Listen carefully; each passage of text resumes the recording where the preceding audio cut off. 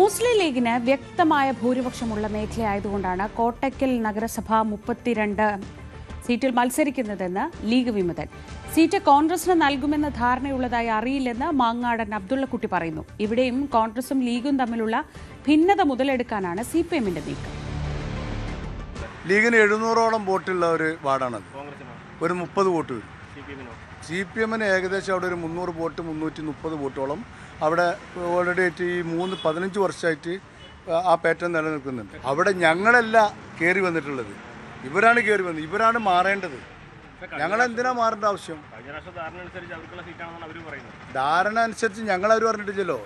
ഞങ്ങളെ ward committee അവിടെ കോട്ടക്കുളം ഗാന്ധിനഗറിൽ എല്ലാ കമ്മിറ്റികളും സജീവമായി പ്രവർത്തിക്കുന്ന കമ്മിറ്റിയാണ്. ആ കമ്മിറ്റി ഇതുവരെ ഒരു വിവരങ്ങൾ അറിയിച്ചിട്ടില്ല. ഞങ്ങൾക്ക് ഇങ്ങനത്തെ ഒരു അറിവില്ലല്ലോ.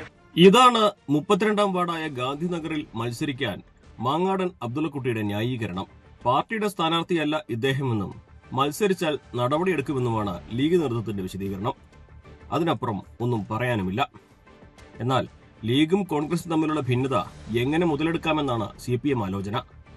പ്രശ്നം 32-ാം വാർഡിൽ മാത്രം ഒതുങ്ങില്ലെന്നും രാഷ്ട്രീയത്തിന് അതീതമായ കൂട്ടുകെട്ടുകൾക്ക് സാധ്യതയുണ്ടെന്നും CPM.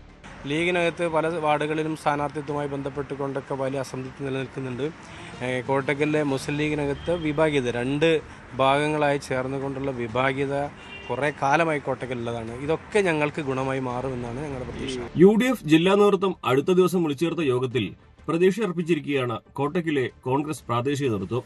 അതേസമയം പ്രചരണ തിരക്കിലായതിനാൽ പ്രതികരിക്കാനില്ല എന്ന നിലപാടിലാണ് 32-ാം വാർഡിൽ കോൺഗ്രസ് പ്രഖ്യാപിച്ച സ്ഥാനാർത്ഥി മാങ്ങാടൻ മരക്കാരെന്ന ബാവുട്ടി. ന്യൂസ് 18 മലപ്പുറം.